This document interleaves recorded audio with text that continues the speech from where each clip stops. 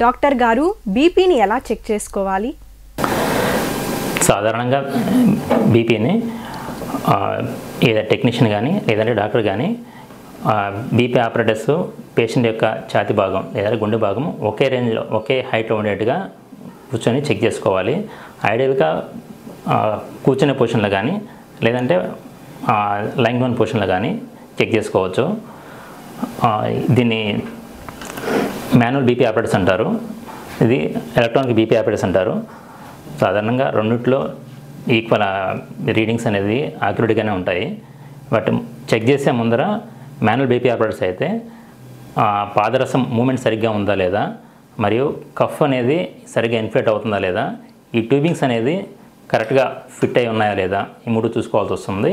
అది electronic BP ఆపరేటర్స్లో అయితే charge సరిగ్గా ఉందా లేదా, మరియు కఫ్ సైజు ఎప్పుడైనా పేషెంట్కి చెక్ చేసే ముందర అట్లీస్ట్ చేతికి 1.5 times రొటేట్ అవ్వాలి. ఈ కఫ్ అనేది అట్లీస్ట్ 1.5 times రొటేట్ అవ్వాలి. అందువల్ల పేషెంట్కి మరీ లావు ఉన్నప్పుడైతే దీన్ని తగ్గట్టు కఫ్ని మార్చుకోవాల్సి వస్తుంది. అదే ఇక్కడ ట్యూబింగ్స్ అని ఉంటాయి. ఇవి ఈ ట్యూబింగ్స్ ఎలక్ట్రానిక్ వీటిలో కానీ ఈ ట్యూబింగ్స్ అనేది ముందు భాగంలో చేతికి ముందు భాగంలో కరెక్ట్గా ఇక్కడ బ్రేకిల్ ఆర్టరీ ఉంటుంది. ఈ ఆర్టరీకి దగ్గరకు సమాంతరంగా వచ్చేట్టుగా చూసుకోవాల్సి వస్తుంది. ఇంకొక ముఖ్య విషయం ఏంటంటే బీపీ చెక్ చేసేటప్పుడు పేషెంట్ని కనీసం ఒక 5 to 10 minutes రిలాక్స్ పొజిషన్లో కూర్చోమని చెప్పాలి.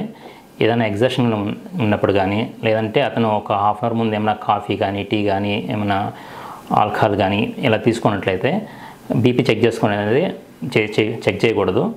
అట్లీస్ట్ అతను స్టేబుల్గా ఎటువంటి స్ట్రెస్ లేకుండా ఒక 10 minutes కూర్చున్న తర్వాతే బీపీ అనేది చెక్ చేసుకోవాలి. మాన్యువల్ ఆపరేటర్స్ చెక్ చేసేటప్పుడు 2 రకాల మెథడ్స్ ఉంటాయి. ఒకటి ఏంటంటే ఆస్కల్టేటర్ మెథడ్, 2 పాల్పేటరీ మెథడ్ అంటారు. పాల్పేటరీ మెథడ్లో ఫస్ట్ చూసిన తర్వాతే ఆస్కల్టేటర్ మెథడ్లో చెక్ చేయడం వల్ల ఎర్రర్స్ అనేది రాకుండా ఉంటాయి.